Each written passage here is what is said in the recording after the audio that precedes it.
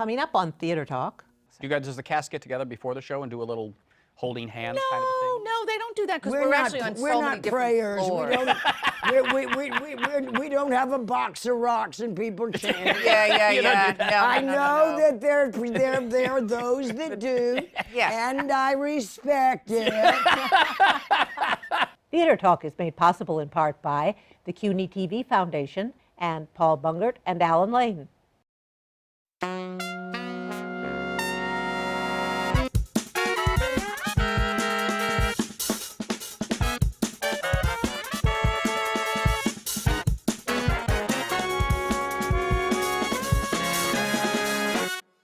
you be seated, Your Highness? Thank you, you are most kind. We are honored to receive you, Your Highness. And I am most happy to be here. How soon is dinner? From New York City, this is Theater Talk. I'm Susan Haskins. And I'm Michael Riedel of the New York Post. And Susan, one of my favorite productions of all year on Broadway has been the revival of the wonderful Kaufman and Hart play, You Can't Take It With You, which I did brilliantly when I was in high school. Of course. As did everyone else. Everybody has done that play at some And who point. did you play, I Mike? played Ed, the guy who plays the xylophone. Or Will Brill. Yes, that's right. So great. Right. He's good, but not, I mean, No. I was amazing. But not you. But this production it has a first-rate cast, and we're delighted to have two of my favorite actresses, two of the funniest women I know on stage and off stage, Julie Halston and Elisabeth Ashley. Welcome back, both of you, to Theater Talk. I love being here. So is this the first time you guys have done You Can't Take It With You, or did you do it in high school too, Julie? No, I did not do it in high school. When I first went to Hofstra University, I was a freshman, and we were not allowed, I don't think, to really be in main stage productions, but they did do it then. And so I remember seeing it. And, you know, what's fascinating is that we've had so many people say, oh, I did it in high school or I did it in college. But so many other people have also said, we thought we knew the play, but we didn't actually know the play. Right. And people are now coming to us saying, oh, my goodness, it's actually even better than we thought. It's funnier than we thought. It's edgier than we thought, you know. It was funny, just the other day I was looking at the Wall Street Journal, and the editorial page of the Wall Street Journal has this section called Quotable, and they had a line of dialogue from You Can't Take It With You where Grandpa is sparring with the IRS man about Absolutely. why should I pay taxes? Well, yeah. I don't believe in it. I don't believe in it. I mean, tell me, what am I paying for? Show me, what is my money buying? I wouldn't mind paying if it was something sensible. Sensible? Well, how about Congress and the Supreme Court and the President? We've got to pay them, don't we? Not with my money, no, sir.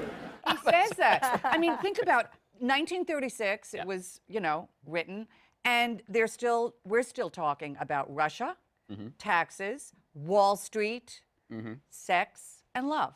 And drunk actresses. And drunk actresses. Now, in the play, you play the Grand Duchess. The Grand Duchess, Grand Duchess Olga Katrina, cousin of the Tsar.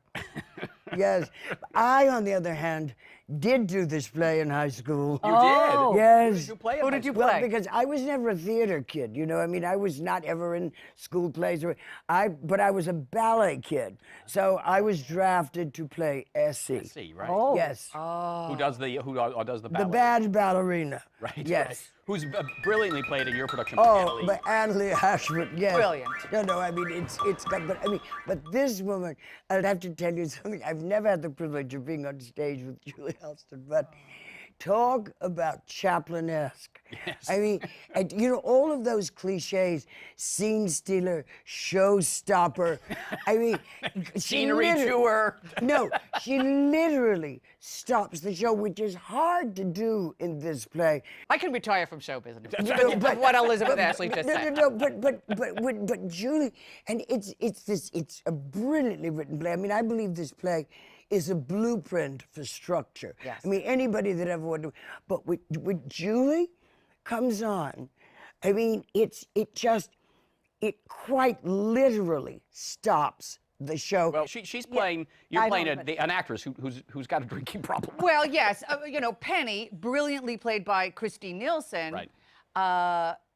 is, you know, a daffy woman. She's very, very well-meaning, and she meets me on a bus, and she wants her plays to be read, so she just brings me home.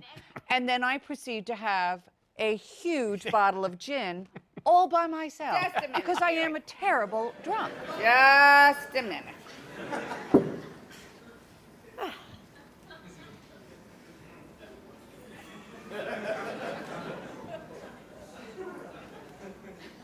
What's the key to playing a drunk scene, though, where where you don't do it too over the top? Because you're very brilliant and funny, but it's kind of a sad and pathetic thing. It is a sad and pathetic thing, and I think what you have to bring to it is that she has humor about herself. Right. You know, and you can't just really be, flying around all over the place because let's face it, when you are a little tipsy, you try very hard not to be. But I think with Gay Wellington, when she really hits that stair landing, she realizes, I have to crawl. I have to crawl. Julie Halston getting up a staircase is one of the most brilliant things you will ever see on the stage. Julie, in this Georgia Kaufman Moss-Hart script, what is written and what are you What doing? is written is, and this is how it came about, the actual dialogue is she gets up, she kisses the Byron Jennings, Mr. Kirby, and then she lurches to the stairs and she says 2 lines. There was a young lady from Wheeling who had a remarkable feeling. Now, we did a little research on this. This is really not a song. It's actually a filthy limerick that was known in the 30s. Yes. Oh, so it would have had a big laugh back then. It would have gotten a very big laugh. Oh, that's and Kaufman and Hart knew this, of course, because they were geniuses. And Miss Wellington did not have to repeat any more because everyone knew that limerick. Well, it's filthy. So you can't do it on PBS? No. Chris Hart, Moss Hart's Son, yeah. said, I'm not really comfortable with this limerick, blah, blah, blah. I'm going to give you another limerick. Ann Kaufman and Chris Hart approved. Well, we got the other limerick, and it's not a dirty limerick. And I was like, oh, what am I going to do with this? Dirty is funny. So I went to Scott Ellis, our wonderful director, and I said, Scott, you got to give me one night where I just have to do whatever I want. Don't tell me it's got to be done in 10 minutes or 10 seconds. Just let me figure this out. I need a night to do it. He said, all right. And I went back to the truth. If you are blind drunk, and they do say in the script that she has just finished a bottle of gin, you are not going to be able to walk. You can't walk. She hasn't eaten. She's blind drunk. Well, even without being blind drunk, even being a little tipsy, you know that feeling of, I want to get out of here. That's number one. Right. And the only thing I really want to do is get to the center of gravity. And that's why I came up with this idea of just crawling. So I did it. I'll never forget it. It was a Thursday night. It was before critics. The audience went crazy. And Scott came running up to my dressing room before the 3rd act and said, that's what you're doing every night. And it worked, and Chris Hart loved it, Ann loved it. And the audience loved it. And the audience loved it. Your character, Olga, though, there's a poignancy to your character, too, because she's trying to keep her stature, her status, and her dignity, having been stripped of everything and basically being poor. Yes. She was on the losing side of the revolution. Absolutely. And when I first came to New York in 1958, I was 17, 18 years old in New York, where there was a Schrafft's and there was a Childs and all of that. Right. But I mean, they were all white Russians, and of course, but white Russians as opposed to red Russians, right? And particularly along Park Avenue and Fifth Avenue, all those doormen were Russian, and they were everybody was a relative of the Tsar. I mean, but it's the first time in my career that I've ever gotten to do like the 11 o'clock number, and it's so structurally brilliant because It's a character that's talked about through the play. You don't know if you're going to see her or not. And it's just, and it's in the third act when everything with the family, everything has gone wrong and everybody's depressed and terrible things have happened. And Kaufman and Hart bring in this character. It's like out of left field, but it makes total sense. Yes. And it kind of cheers everybody up, right? And it structurally it's brilliant because they bring this character on just like for a few minutes. Then she leaves, and then James Earl Jones delivers the play's letter to the universe. Where does the fun come in? Don't you think there ought to be something more? Then they bring her and a few of the other wingnuts in the play back on and to wrap it up. The Tsar always used to say to me, Olga, do not be stingy with the princes. So it's just another instance of the brilliant structure of the play. And also, I mean, for me, it's like dessert because, well, I mean, as you all know, I mean, for better and for worse, indeed, I mean, I've had to carry a lot of plays and, you know, I'll do these sort of, and I've always heard rumors, you know, from people like Angela Lansbury and Zoe Caldwell that there are roles where they talk about you, you know, all through the play, and then you just sort of come on, do a turn. I would love to have a part like that in a play where you just come on at the end and you got the whole time to kick around backstage. I did want to ask you what it is you do backstage all that time. Yeah, what do you do backstage? You saw me in the play. Yes. Right. I found backstage. You know what I really look like, right? Okay, that makeup job, it's like every night I paint this masterpiece. I mean, you've seen it up close. It's pretty grotesque. It's up close. RuPaul's Drag Race. I'm telling you. But it's fabulous. Well, I mean, because I did a little research. That was when Nazimova and all of those actresses and the Russian aristocracy, they were all obsessed with everything Parisian. Right. And those silent movie stars, that's how they got themselves up, you know, with all of the eye makeup and all of that. So, I mean, and I'm very old and blind, so even with a quadruple magnified mirror, it takes me a long time. And you do it yourself. You do the makeup, you do the whole face yourself. No one has ever pushed a puff on this face. Oh, really? You do it all? You do it all? Huh. Oh, yeah. Do you do your makeup yourself? Yeah. Yeah. Huh. But in the theater, I guess that's people, how you- I mean, you unless become a you're character. doing Theater. cats Yeah. or something. Yeah. I mean, that's You always do it tradition. yourself. You always do. My son swears I could do it squatting on the side of 101 in 5 minutes in the dark if I had to. But I mean, that's always for me when The joy. your brain can kind of go free Yes. range, and you're not even really seeing yourself in the mirror. People always think it's a vanity thing, and No. it isn't. It's, I mean, people have different ways but it's a way to get relaxed. It's ritual. Yep. I love ritual. I love regime. You know. Yep. And there's something about that I mean, that's what gets me relaxed and prepared. You I know, couldn't agree more. You know, and all the breathing and all of that gets you ready and relaxed to go out there, you know? I mean, it's that wonderful limbo time between like actual life, Right. and then the life of the play. stage, That's right? right. It's an interim time that I treasure. Yeah, I do too. I love it.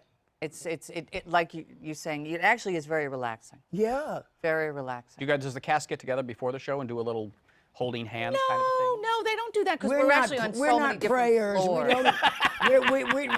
We don't have a box of rocks and people chanting. Yeah. No, I no, know no. that there are those that do, Yes. and I respect it. But the minute that I'm asked to join the prayer circle, Right. I tend to explain that Mr. Nee can't quite go down. There you go. There is a vocal warm-up, you know. Yes, we do a vocal warm-up together. I don't do the vocal warm-up. But there is one. There is Should one. you elect Should to you attend? want to? And there are many that do elect to do it, Yes, like yes. James Earl Jones Yes, he goes every day. every night. Oh, Every yeah. night. Oh, I heard that. Yeah, I heard that he does it Yeah. so cool. Oh, yeah, he loves it. The enjoyable thing about sitting through the play is you do get the sense that you guys up there are having as much fun as the audience. We are. Oh, It's just yeah. fun. It's got to be a fun show to do. Oh, We are. God, We really yes. are. I mean, and honestly, you know, because usually there's always a little bit of tensions in the cast. That one, you know, oh, that one, you know. None of that. There's none of it. Yeah. And then you think, oh, is that gonna go? Is it going to ruin the Yeah, evening? exactly. Really? You know, Harvey Firestein would always say, well, you know, if there's not enough tension, then it's a bomb. You know? But that's not true. We are having the time of our lives, and everyone is really adoring each other, and it's a great hit play. So. Well, yeah, there you are. Duh. You can't take it with you at the Longacre Theater. Yes. Till February 22. 22. 22. Elizabeth Ashley and Julie Halston And- giving two great comic performances. Yes, and excuse me for interrupting, but I also want to say on February 23rd, Julie, is your very important yearly benefit for the Thank Pulmonary you. Yes, Fibrosis Pulmonary Fibrosis Foundation, and thank you, Susan. Broadway belts, and we're lining up our talent now. In fact, one of the people that's going to be in it is Annalee Ashford, How our brilliant wonderful. ballerina. Fabulous. And it's great. And where's So it going to be done? Birdland, 7 p.m. Oh, how be there or terrific. be square. And all the proceeds go to fight, Pulmonary Fibrosis Foundation. which your and husband battled, and which our good friend Mike Couchoir, the drama critic, sadly. unfortunately passed away from. So, and my husband got along just as Michael was passing away. So it's a very bittersweet, but wonderful important. thing. Well, we'll be there. Thank you. Julie Halston and Elizabeth Ashley, thanks for being our guests tonight on Theater Talk. A pleasure. Thank you. Happy trails.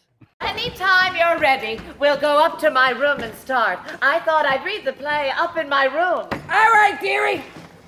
I'm ready.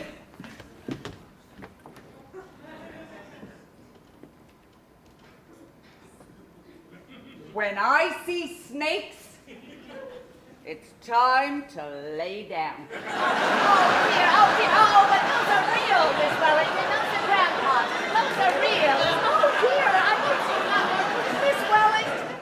Susan, we could have had Hugh Jackman on the show, Bradley Cooper, Nathan Lane, but No, they're no, kind no. of pikers compared to our guest, who is the sensation of the Broadway season. Her name is Toby, and she is the star of the great new play, The Curious Incident. I was going to say of the rat in the nighttime, but in fact it's The Curious Incident of the dog in the nighttime. She's coming out. And there's Toby with her agent, Lydia DesRoche. Welcome to Theater Best Talk. friend, I would say. Thank you. Toby and Lydia. And we brought one of Toby's great admirers who has raved about her performance in The Curious Incident of the Dog, my friend Elisabeth Vincentelli from the New York Post. Welcome, Elizabeth. Hello. Are you fell in- starstruck? I don't even know what to say. I'm in the presence of greatness. I love the show. I love Toby. So I'm thrilled to be here. And you got to meet her. All right. So Lydia, now how Is this what you want? how did Toby audition and get this part in The Curious Incident of the Dog? Well, I went to a friend of mine who's a rodent expert. He's the head of Social Teas Animal Rescue. And he's been rescuing rodents for 25-something years and said, can you get me 2 friendly female white rats for this show? I was terrified of rats, so I thought, you know, friendly would be. Are you an animal trainer otherwise? I'm an animal trainer otherwise, but But you don't like rats rodents. are the one and only, rats and mice are the one and only thing that I was just completely and totally terrified of before I met Toby. Like I had nightmares about them. I wasn't even scared of snakes, but like rats and mice were just totally, completely, you know. See, we've gotten over the fear now, I guess. I'm over It's in your it. hair. Yeah. Well, you know, I know. No, she just, you know, so I went to Robert from Social Teas and I said, can you get me a couple of rats for this show? And I really thought, what am I going to do here? And I just thought, I'm just minimal contact. You know, and I did a lot of research. I found out that rats sniff out landmines. I found out that rats, you know, sniff gunpowder residue and, you know, and do all sorts of tricks. I was like, okay, I'm going to teach my rats tricks. I'm going to make the rats, going to make myself love these rats. And then when I met her, she just like came up and she looked at me and she gave me this, like, you know, when a dog looks at you and they have this like connection, they have this like presence about them where they just are like, hey, you know, I'm trying to communicate here. Let's talk. And she just did that. And I just thought, this is incredible. And she was like, hey, you and me.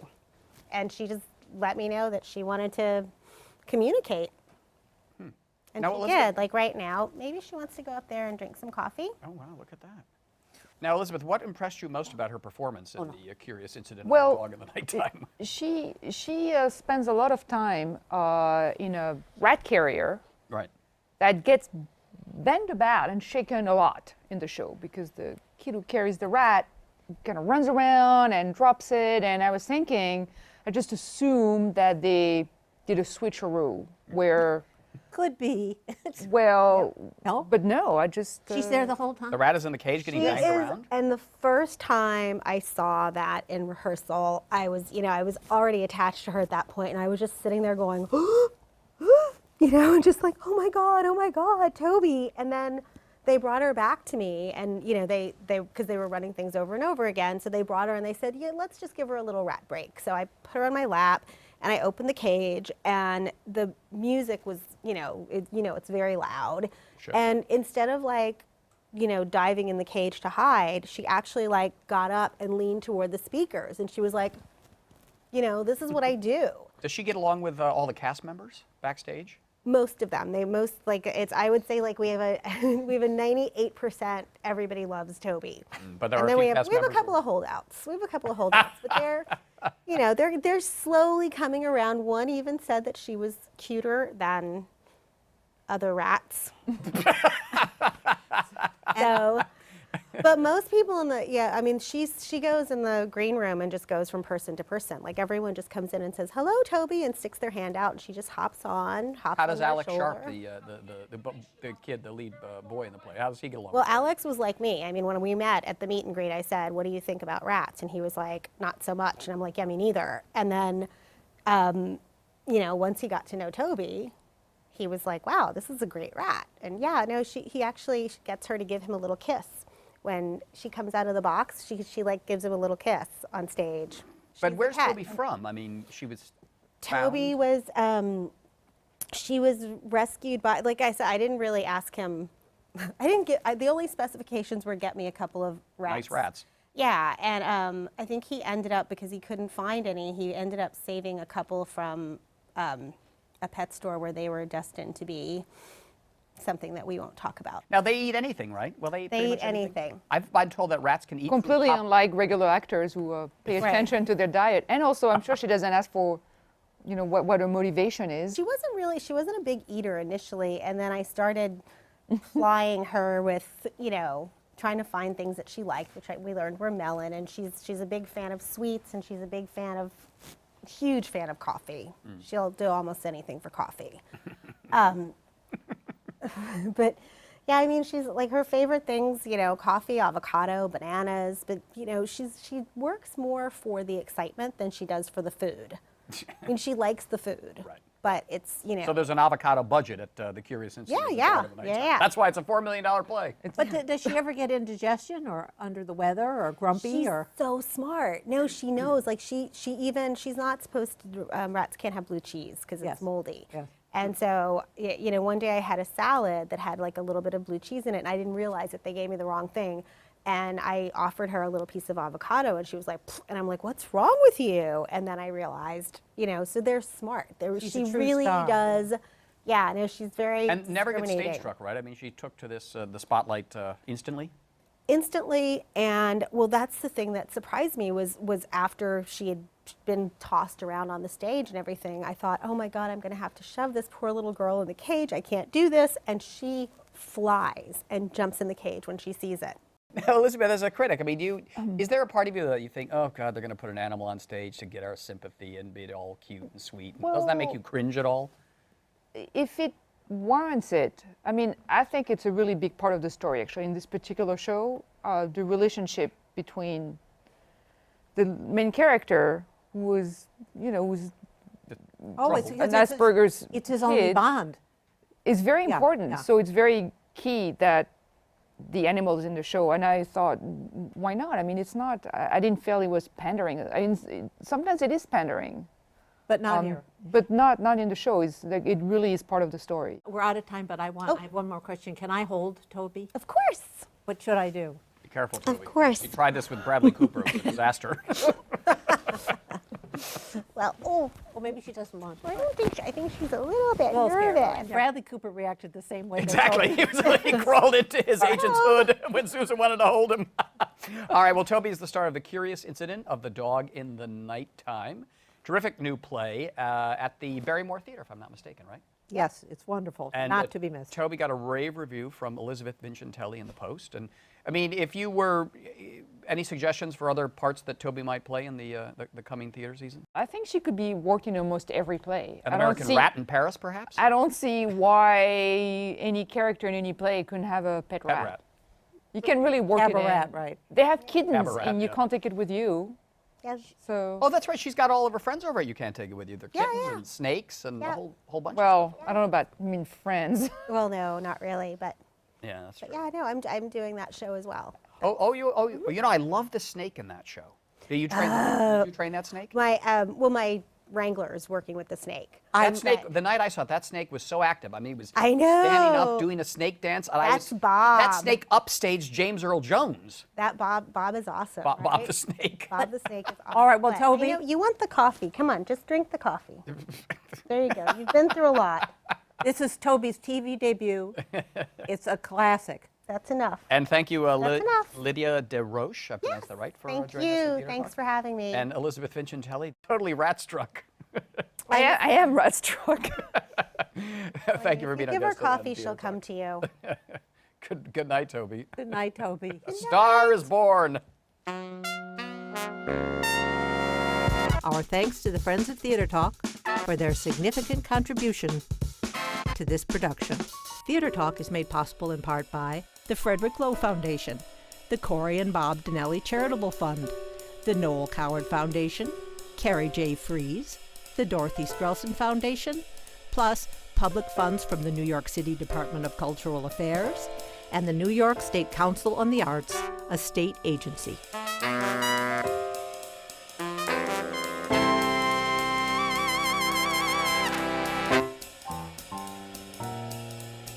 We welcome your questions or comments for Theater Talk. Thank you and good night.